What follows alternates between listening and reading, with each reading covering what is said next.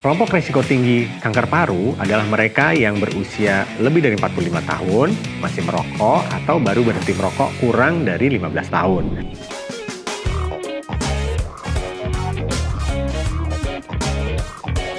Halo Dokter Willy, senangnya hari ini kita dikunjungi oleh dokter. Boleh perkenalkan diri dulu dok?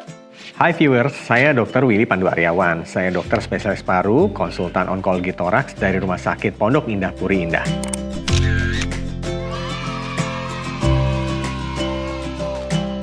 Sip, cocok banget nih kalau gitu kita bahas kanker paru sama Dokter Willy. Nah sebelum kita mulai, bisa jelaskan secara singkat nggak sih dok, sebenarnya kanker paru itu apa? Kanker paru adalah kanker yang berasal dari sel-sel di epitel saluran nafas. Angka kematian akibat kanker paru menduduki urutan pertama, sedangkan angka kejadiannya itu menduduki urutan ketiga setelah kanker serviks dan kanker payudara. Sebelum saya lanjut, jangan lupa subscribe dan like video ini.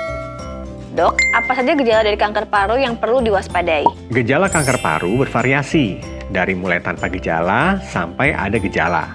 Nah, yang tanpa gejala ini biasanya karena ukuran tumornya masih cukup kecil, sehingga yang bersangkutan atau orang-orang yang menderita kanker paru itu tidak sadar bahwa dia menderita kanker paru. Ketika ukurannya mulai membesar, mulai terjadi metastasis, mulai terjadi penumpukan cairan pleural yang berlebihan, kemudian terjadi penyebaran di berbagai organ, biasanya gejalanya adalah batuk kronik. Kemudian ada beberapa pasien yang juga mengeluhkan sesak nafas. Jadi sesak nafas ini bukan sesak nafas seperti orang yang asma, tapi sesak nafas di sini sesak saat melakukan aktivitas. Kemudian juga kadang mereka datang dengan keluhan batuk darah.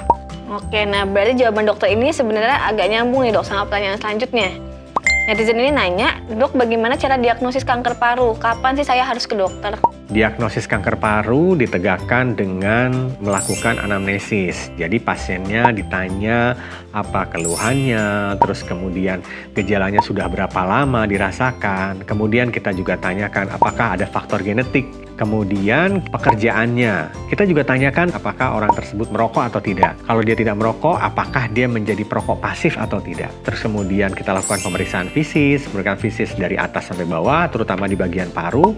Kemudian kita lanjutkan dengan pemeriksaan penunjang, CT scan. Terus kemudian apabila terlihat dari CT scan massa atau tumor di paru, kita bisa lanjutkan dengan, misalnya yang sering kita lakukan adalah pemeriksaan bronkoskopi atau kita sering katakan teropong pada saluran nafas, atau tindakan yang kita sebut dengan transtorakal biopsi atau biopsi yang dilakukan lewat dinding dada dengan bantuan CT scan, yang kemudian kita rujuk sampel tersebut ke sejawat patologi anatomi untuk dilihat morfologinya, karena kanker paru dibagi menjadi dua, yaitu kanker paru sel kecil dan kanker paru bukan sel kecil.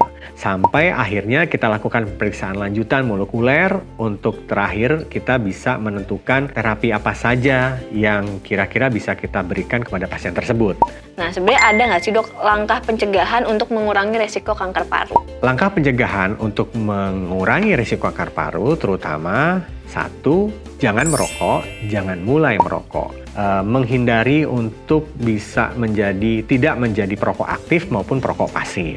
Hal kedua yang mungkin bisa dilakukan adalah apabila Anda bekerja di lingkungan yang kira-kira bersentuhan dengan hal-hal yang zat-zat yang sifatnya karsinogenik, ikuti petunjuk K3 biasanya di perusahaan tersebut. Alat pelindung diri apa yang cukup baik untuk mengurangi resiko pajanan zat-zat yang bersifat karsinogenik tersebut. Selain itu juga kita harus melakukan pola hidup yang sehat. Selain itu juga lakukan aktivitas fisik. Jangan lupa seminggu mungkin 2-3 kali untuk berolahraga ya. Dan yang terakhir, jangan lupa untuk bisa mengelola stres. Kelompok risiko tinggi kanker paru adalah mereka yang berusia lebih dari 45 tahun, masih merokok, atau baru berhenti merokok kurang dari 15 tahun.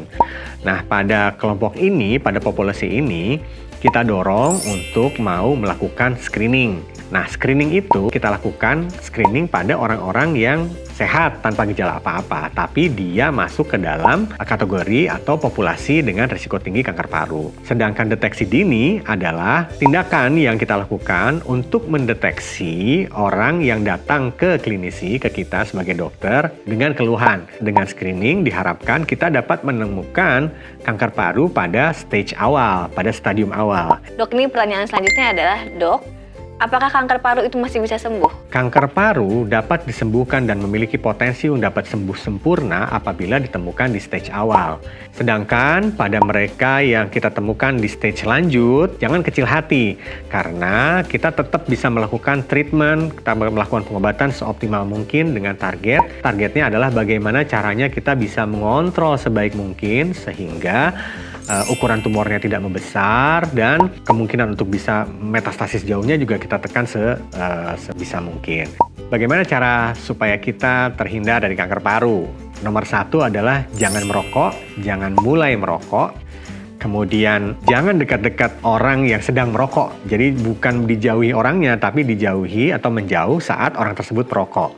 Apabila sudah terlanjur merokok, mulailah berhenti merokok. Kemudian mulai lakukanlah di switch pola hidupnya ke pola hidup yang baik dan sehat. Dan bagi orang-orang yang tadi saya sebutkan masuk ke dalam kelompok atau ke kategori resiko tinggi terkena kanker paru, segera datang ke dokter spesialis paru untuk kemudian bisa dilakukan konsultasi sehingga kita bisa lakukan tindakan selanjutnya yang diharapkan nanti apabila memang betul itu kanker paru masih bisa direseksi dan harapan untuk dapat sembuh sempurnanya menjadi lebih besar.